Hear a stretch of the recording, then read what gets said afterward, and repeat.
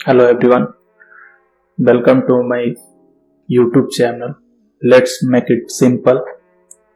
तो आज हम लोग 12th क्लास का सबसे बेसिक टॉपिक और 12th क्लास का बहुत ही इम्पोर्टेंट टॉपिक जो हम लोग पढ़ने वाले हैं जिसका नाम है मूविंग चार्जेस एंड मैग्नेटिज्म।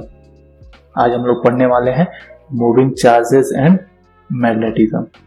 तो इस मूविंग चार्जेस एंड मैग्नेटिज्म पढ़ने के बाद आप लोग क्या कर सकते हैं उसको मैं बता देता हूं कि moving charges and magnetism IIT JEE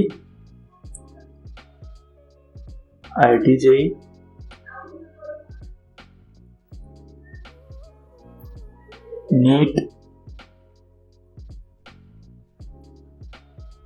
और बोर्ड तीनों लेवल के जो भी क्वेश्चंस होंगे उसको अगर आप शुरू से लेकर अंतिम तक सभी वीडियो को देखते हैं थॉरली तो आप उसको आसानी से बना सकते हैं किसी भी क्वेश्चन को। ठीक है, तो चलिए हम लोग देखते हैं कि इस मूविंग चार्जेस एंड मैग्नेटिज्म में क्या पढ़ना है, कैसे पढ़ना है और कैसे हम लोग इसको अपने क्वेश्चन में अप्रोच कर सकते हैं। ठीक है, चलिए ठीक है, देखिए इससे पहले मूविंग चार्जेस एंड मैग्नेटिज्म पढ़ने से पहले हम लोग पहले क्या पढ़े हैं उसको ध्यान में रखते हैं। ठीक, देखिए हम लोग इससे पहले पढ़े हुए हैं क्या, इलेक्ट्रोस्टैट। अब इलेक्ट्रोस्टैट क्या है? इलेक्ट्रोस्टैट मतलब कि हम लोग इसमें इलेक्ट्रॉन जो स्टैटिक है, इलेक्ट्रॉन जो स्टैटिक यानी कि रेस्ट में है, तो इसके साथ जो भी फेनोमेना होने वाला है उस फेनोमेना को हम लोग इलेक्ट्रोस्टैट में पढ़े हैं। ठीक है, मतलब कि इलेक्ट्रॉन रेस्ट में रहेगा तो अपने चारों तरफ, या कोई भी चार्ज रेस्ट में रहेगा तो अपने चारों तरफ इलेक्ट्रिक फील्ड क्रिएट करेगा। उस इलेक्ट्रिक फील्ड में अगर कोई दूसरा चार्जेस आता है तो अपने ऊपर इलेक्ट्रिक फोर्स महसूस करेगा। ये सब हम लोगों ने इलेक्ट्रोस्टैट में पढ़ा हुआ है।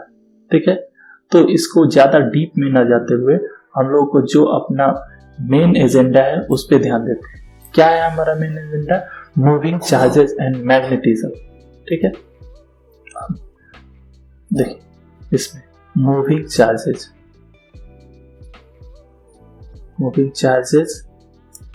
And magnetism.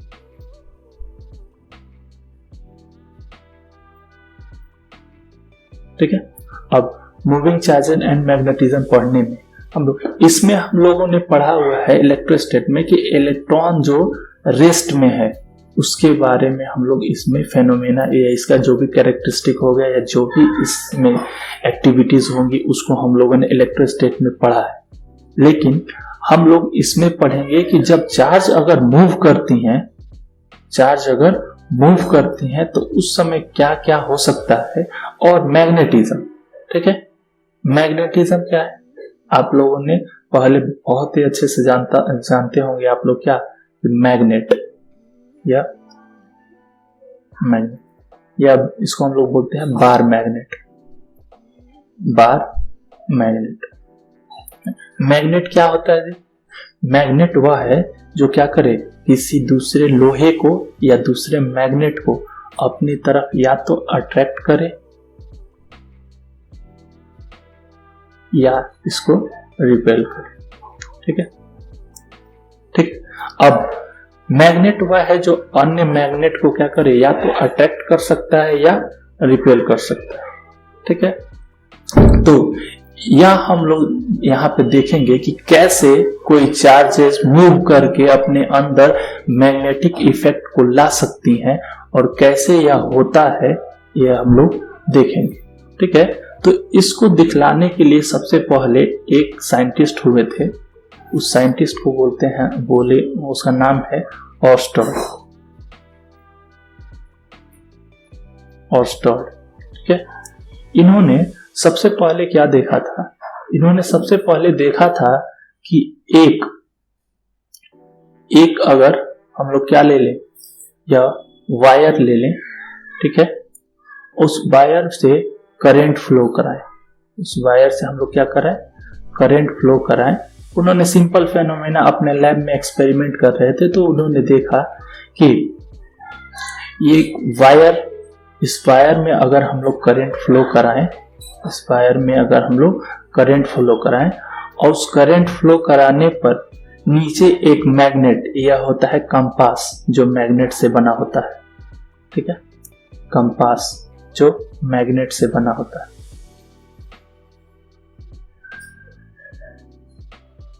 मैग्नेट से बना होता है, ठीक है। तो जब इसमें हम लोगों ने करंट फ्लो कराया आई, तो उन साइंटिस्ट ने उन्होंने क्या देखा, उन्होंने देखा कि यह जो इस नीडल है इसका, इसने कुछ डिफ्लेक्ट किया है, इसने कुछ डिफ्लेक्ट किया है। मतलब कि सिंपल सा बात है कि अगर यहां पर मैग्नेट है नॉर्थ एंड साउथ, इस मैग्नेट को आप क्या कराना चाहते हैं, डिफ्लेक्ट कराना चाहते हैं, बिना इसको छुए ही डिफ्लेक्ट कराना चाहते हैं। तो आपको क्या करना होगा, यहां पे आपको दूसरा मैग्नेट लाना होगा, दूसरा मैग्नेट, ठीक है, दूसरा मैग्नेट यहां पर लाना होगा। सिंपल सी बात है कि इस मैग्नेट को डिफ्लेक्ट कराना है, यहां से इसको थोड़ा सा हिलाना डुलाना है, तो यहां पे दूसरा मैग्नेट लाना आपको जरूरी होगा, ठीक है। अब यहां पे तो सिंपल सा नीचे ही केवल एक मैग्नेट है, अब दूसरा मैग्नेट कहां से आया जो इसको डिफ्लेक्ट किया। तो उस साइंटिस्ट ने बताया कि जब हम लोग क्या करते हैं, एक वायर से करंट फ्लो कराते हैं, तो इसके चारों तरफ एक मैग्नेटिक इफेक्ट क्रिएट होता है, इसके चारों तरफ एक मैग्नेटिक इफेक्ट क्रिएट होता है। उसी मैग्नेटिक इफेक्ट को हम लोग बोलते हैं मैग्नेटिक फील्ड। जैसे हम लोग ने इलेक्ट्रोस्टैटिक में सिंपल जैसे पढ़ा हुआ था कि इधर यहां पे मैं लिखता हूं, जैसे इलेक्ट्रोस्टैटिक में पढ़े हुए थे हम लोग कि जब भी हम लोग एक चार्ज को रखेंगे, चार्ज यहां पर, ये चार्ज क्या करेगा, अपने चारों तरफ एक फील्ड क्रिएट करेगा, अपने चारों तरफ एक फील्ड क्रिएट करेगा, अपने चारों तरफ एक फील्ड क्रिएट करेगा। और इस फील्ड के अंदर अगर दूसरा कोई चार्ज आता है, या अगर हम प्लस लेते हैं, तो यह चार्ज अपने ऊपर एक फोर्स महसूस करता है, रिपेल करेगा, ठीक है ना, सेम चार्ज में रिपल्सन होता है। तो यह कैसे होता है कि सबसे पहले एक इलेक्ट्रिक फील्ड चारों तरफ क्रिएट हुआ, उस इलेक्ट्रिक फील्ड के अंदर दूसरा चार्ज आया तो उस पर फोर्स महसूस हुआ। सेम जब हम लोग एक वायर में करंट फ्लो कराते हैं, तो और इसके सामने अगर कोई दूसरा मैग्नेट रख देंगे, तो इस मैग्नेट में डिफ्लेक्शन होगा, इस मैग्नेट में डिफ्लेक्शन होगा। कैसे इसलिए हुआ कि यहां पे ये मैग्नेट है, इस मैग्नेट के बगल में भी एक क्या हो गया है, कहीं ना कहीं से मैग्नेट आया है, मतलब हम लोग यहाँ पे कुछ नहीं है, तो यह कह सकते हैं कि वायर ने ही क्या किया है, अपने चारों तरफ मैग्नेट फील्ड बनाया है, अपने चारों तरफ मैग्नेटिक फील्ड बनाया है, ठीक है। तो इसको और ही सिंपल वर्ड्स में हम लोग समझने के लिए क्या किए थे, देखो कि एक वायर है, ठीक है, यह वायर में करंट फ्लो कर रहा है, यहाँ पे आई, ठीक है। अब यह करंट जब फ्लो कर रहा है इस वायर में, और यहां पे एक सिंपल हमने क्या रखा, चार्ज रखा, कोई क्यू चार्ज रखा, क्यू। तो सबसे पहले यहां पर देखा, when charge at rest, charge at rest, जब चार्ज क्या है, रेस्ट में है, मतलब कि इसका भी जीरो है। जब चार्ज क्या है, रेस्ट में है, मतलब कि इसका भी जीरो है। तो हम क्या देखें कि इस चार्ज में किसी प्रकार की कोई एक्टिविटी नहीं हो रही है इस वायर के कारण। क्यों? क्योंकि इस वायर में तो फ्लो कर रहा है, पॉजिटिव और निगेटिव दोनों भी फ्लो कर रहा है। तो यहाँ पे पॉजिटिव क्या करेगा, रिपेल करेगा, और पॉजिटिव इधर रिपेल करेगा, निगेटिव इसको अट्रैक्ट करेगा, एक दूसरे को नेग्लेक्ट करेंगे, खत्म हो जाएगा, कोई इफेक्ट इस चार्ज पे नहीं पड़ेगा। ठीक है, यह हुआ जब चार्ज को क्या कर दिए जी, रेस्ट में रखे तब। लेकिन जब हम लोग क्या देखे कि इसी वायर के सामने, इसी वायर के सामने, इसी वायर के सामने यह है वाई, इसमें करंट फ्लो कर रहा है आई, और यहाँ पे इसी वायर के सामने एक क्यू। अब इसको इस समय इसको रेस्ट में नहीं रखे हैं, इस समय इसको रेस्ट में नहीं रखे हैं, इसको कुछ वेलोसिटी दे दिए हैं, ऊपर की तरफ वेलोसिटी दिए भी। तो देखते हैं कि कुछ समय बाद ये वायर इधर क्या होने लगता है जी, डिफ्लेक्ट होने लगता है। मतलब कि वायर पर इधर एक क्या होने लगता है, फोर्स लगने लगता है। ठीक है, क्यों? क्योंकि जब वायर क्या है, मूव कर रहा है भी वेलोसिटी से, तो देखते हैं कि यह क्या होने लगा, ये वायर की तरफ मुड़ने लगा। जब वायर की तरफ यह क्या होने लगा, मुड़ने लगा, तो यहाँ पर सिंपल हम लोग तो यह नहीं कह सकते हैं कि यहाँ पे इलेक्ट्रिक फील्ड लगा। क्यों नहीं इलेक्ट्रिक फील्ड लगा? क्योंकि इस वायर से पॉजिटिव भी जा रही है, नेगेटिव जा रही है। पॉजिटिव इसको रिपेल की, नेगेटिव इसको अपने तरफ अट्रैक्ट की, या दोनों का मतलब इलेक्ट्रिक फील्ड नहीं। फिर इसको मूव करा रहे हैं, तो किस फोर्स के कारण यह इधर जा रहा है, इसका मतलब कि यह वायर क्या कर रहा है जी, अपने चारों तरफ यह फील्ड बना रहा है। और वह फील्ड कब क्रिएट हो रहा है, जब यह वायर क्या हो रही है जी, मूव कर रही है तब। ठीक है, तो पहला हम लोग यह देखे कि मैग्नेटिक इफेक्ट या क्या हुआ, या अट्रैक्ट किया इसको, तो इसमें मैग्नेटिक इफेक्ट तभी उत्पन्न हुआ जब क्या हो, इस यह आवेश को हम लोग क्या किया, या इस चार्ज को हम लोग मोशन दी। इसीलिए इस चैप्टर का नाम क्या है, मूविंग चार्जेस एंड मैग्नेटिज्म। ठीक है, मूविंग चार्जेस एंड मैग्नेटिज्म। ठीक है, अब आपको समझ में आया ना कि रेस्ट में रहेगा तो इसके मैग्नेटिक इफेक्ट कोई क्रिएट नहीं होगा। मतलब कि रेस्ट में रहे तो हम लोग मैग्नेटिक इफेक्ट के बारे में ध्यान नहीं देंगे। इसीलिए जब भी इलेक्ट्रोस्टैटिक हम लोग पढ़ रहे थे तो उस समय चार्ज एट रेस्ट के बारे में देख रहे थे, ताकि हम लोग को मैग्नेटिक इफेक्ट के बारे में पढ़ना न पड़े। लेकिन क्या हो जब उस चार्ज को हम लोग क्या करें, गति दे दे, इसको स्पीड दे दे, एक तरफ से दूसरी तरफ मूव कर। जब मूव कराएंगे तो क्या होने लगा, या डिफ्लेक्ट हो रहा, मतलब कि इस वायर के कारण यहाँ पे मैग्नेटिक फील्ड क्रिएट हुआ और जो इस पे मैग्नेटिक फोर्स क्या कर रहा है, लगा रहा है।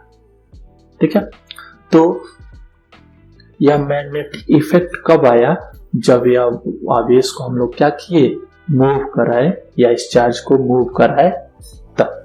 ठीक है, इस सिंपल से एक्सपेरिमेंट को दिखाने के लिए ऑर्स्टॉड ने यह एक्सपेरिमेंट किया था। क्या किया था, इस वायर में क्या किया था, इस बैटरी से करंट फ्लो कराया। ठीक है, करंट फ्लो कराया तो उसने कुछ देरों बाद क्या देखा, उसने कुछ देर बाद देखा कि इस पर रखे हुए जितने भी नीडल्स हैं या जितने भी मैग्नेट हैं उसमें डिफ्लेक्शन हुआ।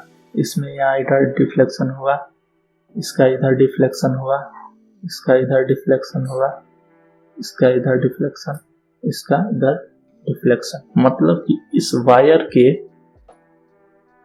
चारों तरफ, इस वायर के चारों तरफ क्या हुआ है जी, एक फील्ड क्रिएट किया है जो इस मैग्नेट को क्या किया है, उसी लाइन में डिफ्लेक्ट कराया। ठीक है, यह वायर में चारों तरफ क्या किया, इस वायर ने चारों तरफ एक फील्ड बनाया, वह फील्ड ही क्या किया, इस पूरे इंस्ट्रूमेंट या पूरे इस कंपास के सुई में डिफ्लेक्शन लाया। मतलब हम लोग कह सकते हैं कि जब हम लोग वायर में करंट फ्लो कराते हैं तो वह वायर अपने चारों तरफ क्या बनाता है, एक मैग्नेटिक फील्ड बनाता है। ठीक है, अब मैग्नेटिक फील्ड बनाया तो उस पर फोर्स भी लगेगा, क्योंकि जैसे इलेक्ट्रिक फील्ड बनता है तो इलेक्ट्रिक फोर्स लगता है, उसी तरह सेम मैग्नेटिक फील्ड भी बना तो मैग्नेटिक फोर्स भी लगेगा। ठीक है, अब देखो यहां पर क्या है कि जब हम लोग एक वायर लिए आई, इस वायर के सामने एक प्लस आवेश Q, ठीक, इसको हम लोगों ने ऊपर एक वेलोसिटी दिया, क्या v वेलोसिटी दिया, तो कुछ समय बाद देखे कि यह क्या हो गया, इधर डिफ्लेक्ट कर दिया, फोर्स इधर लगने लगा। ठीक है, अब इधर फोर्स या F किस किस बातों पे डिपेंड करेगा उसी को हम लोग देखेंगे। ठीक है, तो इसमें बहुत सारा क्या है एक्सपेरिमेंट के थ्रू बताया गया था कि या जो फोर्स है, फोर्स प्रोपोर्शनल होता है किससे, या चार्ज के। फोर्स किसके प्रोपोर्शनल होगा, इस चार्ज की। ठीक है, अब तो इस सब कुछ देखने के बाद यह फोर्स का फॉर्मूला आता है Q into V cross B। Q into V cross B यह हुआ इसका वेक्टर फॉर्म, और इसका स्केलर फॉर्म हम लोग कैसे लिख सकते हैं, F बराबर Q V B, और V क्रॉस B को लिख सकते हैं ना VB साइन थीटा,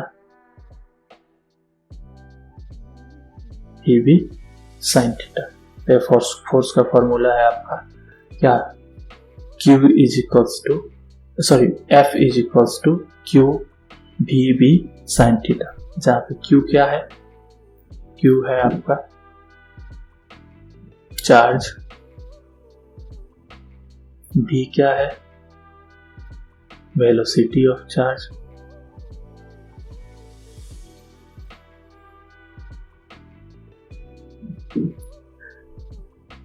F क्या है, magnetic force,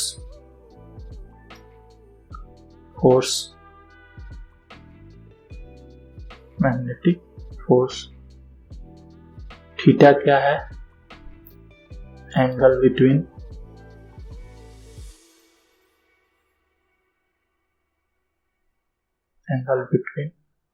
V vector and B vector, मतलब कि वेलोसिटी वेक्टर और मैग्नेटिक फील्ड वेक्टर के बीच का जो एंगल है उसको हम लोग थीटा बोलते हैं। और B क्या है, B है मैग्नेटिक फील्ड।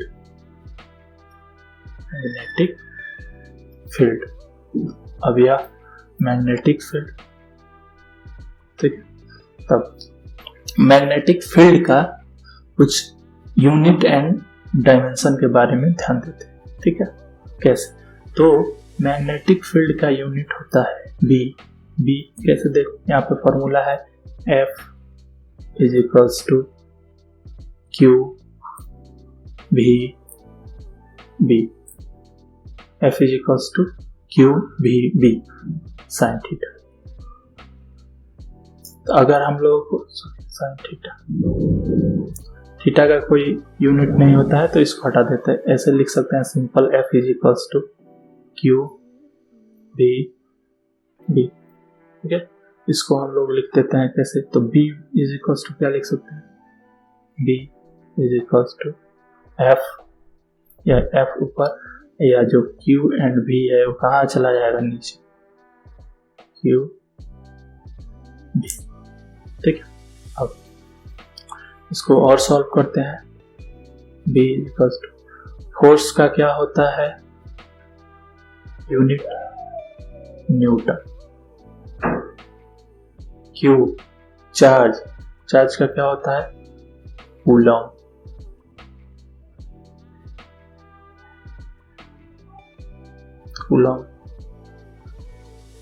वेलोसिटी क्या क्या होता है, मीटर पर सेकेंड, मीटर पर second. B is equals to, इसको और कैसे देख सकते हैं, न्यूटन को ऐसे ही रहने दो और सेकेंड को कूलम के नीचे लिखो, डिवाइडेड बाय सेकेंड एंड इधर मीटर। ठीक है, अब और क्या हो जाएगा, तो इसको ऐसे लिख सकते हैं, न्यूटन का ऊपर, न्यूटन नीचे, कूलम और बाई सेकेंड। जैसे हम लोग देखते हैं ना, आई इज इक्वल्स टू क्या होता है, क्यू बाई टी। क्यू मतलब कूलम, टी मतलब सेकेंड, दोनों मिल के क्यू बाई टी क्या बनता है, आई।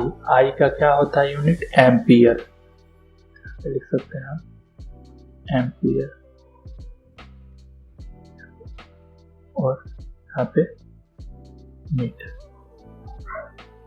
तो क्या होगा इसका यूनिट, न्यूटन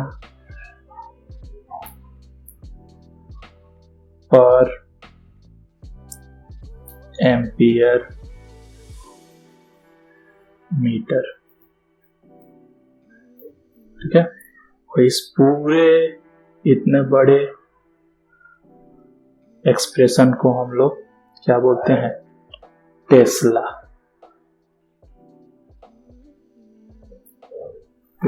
एक्सप्रेशन को क्या बोलते हैं, टेस्ला। ठीक है, तो इससे क्या पता चला, इससे यह पता चला कि मैग्नेटिक फील्ड का यूनिट ऑफ बी क्या है, magnetic field.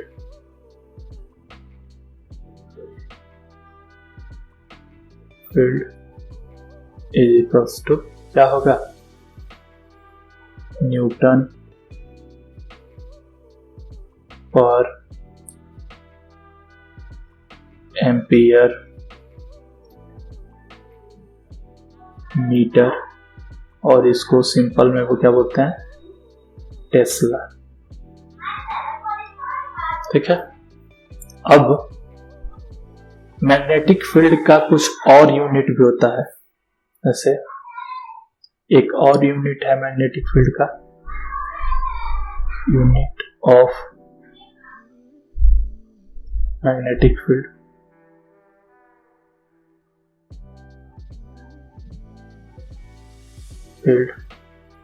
Is equals to क्या है, एक और है जिसको हम लोग बोलते हैं गॉस। तो अब दो यूनिट होने का क्या मतलब है, जैसे लेंथ का यूनिट क्या है, मीटर भी है और सेंटीमीटर भी है और मिलीमीटर भी है। मतलब कि मीटर हो गया बड़ा क्वांटिटी और मिलीमीटर हो गया क्या, छोटा क्वांटिटी। इसी तरह यह मैग्नेटिक फील्ड का यूनिट भी टेस्ला होता है और गॉस होता है। ठीक है, इसका मतलब कि इसमें कोई बड़ा होगा कोई छोटा होगा। तो टेस्ला है बहुत बड़ा क्वांटिटी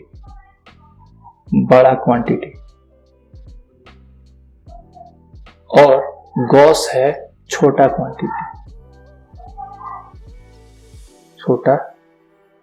क्वांटिटी। ठीक है, इसमें कुछ रिलेशंस भी होते हैं टेस्ला और गॉस में। मतलब कि एक जो टेस्ला होता है वह बना हुआ होता है कितना, 10⁴ गॉस से। मतलब 10⁴ गॉस को मिलाएंगे तब एक टेस्ला बनेगा। मतलब कि 10,000 गॉस बराबर होगा कितना, एक टेस्ला। ठीक है, तो यहां तक आप लोगों ने क्या देखा, यहां तक आप लोगों ने पहले देखा कि magnetic field, moving charges and magnetism हम लोग क्यों पढ़ते हैं। ठीक है, मूविंग चार्जेस एंड मैग्नेटिज्म क्यों पढ़ते हैं, ठीक है।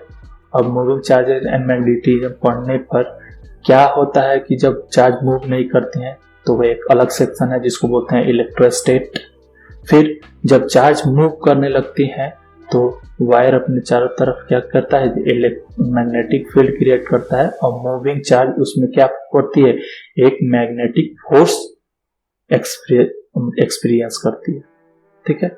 लेकिन अगर वही चार्ज रेस्ट में रहेगा तो वह कोई भी फोर्स एक्सपीरियंस नहीं करेगा। लेकिन वही चार्ज अगर मोशन में आ गया, मूव करने लगा, तो वो अपने ऊपर एक फोर्स महसूस करता है जिसको हम लोग बोलते हैं मैग्नेटिक फोर्स, ठीक है। तो कुछ ना कुछ यह मैग्नेटिक फोर्स बना है, मतलब कि कोई ना कोई फील्ड बना है या वायर, इसका मतलब कि यह वायर अपने चारों तरफ क्या बना रहा है, एक मैग्नेटिक फील्ड बना रहा है। अब यह कितना फोर्स से या जो ये चार्ज है अपने तरफ इस वायर की तरफ जा रहा है, उसका एक्सप्रेशन होता है क्या, F = Q × V × B, क्या उसका स्केलर फॉर्म ये है Q VV sin थीटा, ठीक है।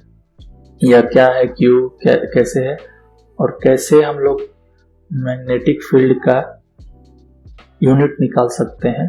तो मैग्नेटिक फील्ड का यूनिट है क्या, न्यूटन पर एम्पियर मीटर, जिसको हम लोग क्या बोलते हैं, टेस्ला।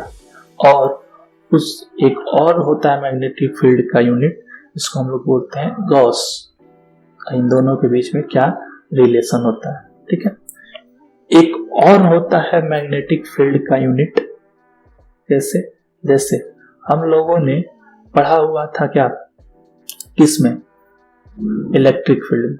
क्या किया, इलेक्ट्रिक फ्लक्स = होता है electric field into cross sectional area, ठीक है, स्केलर फॉर्म में लिख रहे हैं। सेम यहां पर भी होता है मैग्नेटिक फील्ड फ्लक्स =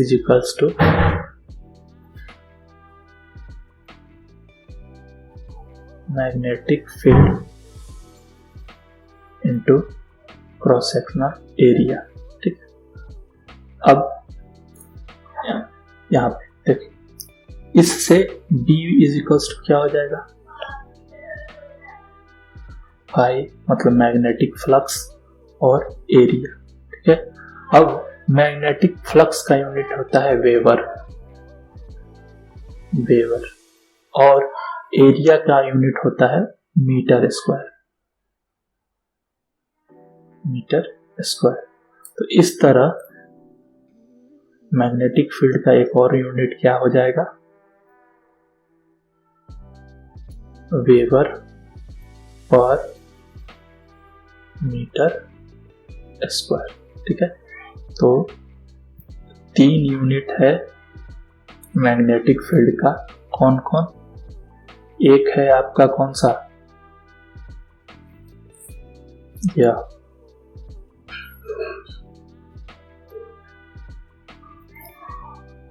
ठीक है, जिसको हम लोग बोलते हैं क्या, न्यूटन पर एम्पियर मीटर, टेस्ला।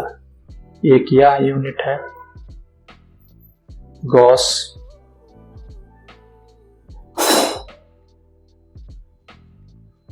ठीक है। अब न्यूटन और टेस्ला और गॉस में क्या क्या रिलेशन है, तो एक टेस्ला 10,000 गॉस के बराबर होता है।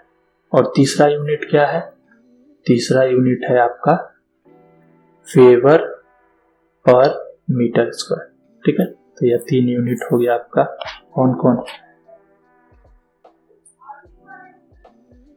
यह हो गया फर्स्ट, सेकेंड और ये थर्ड, ठीक है।